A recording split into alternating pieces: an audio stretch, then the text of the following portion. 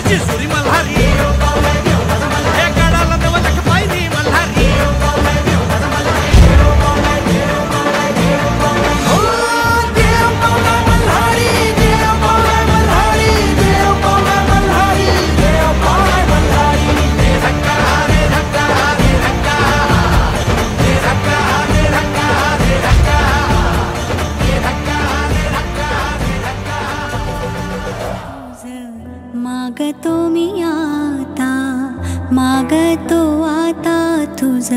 मागतो मी आता, मागतो आता मज द्यावे एकदंता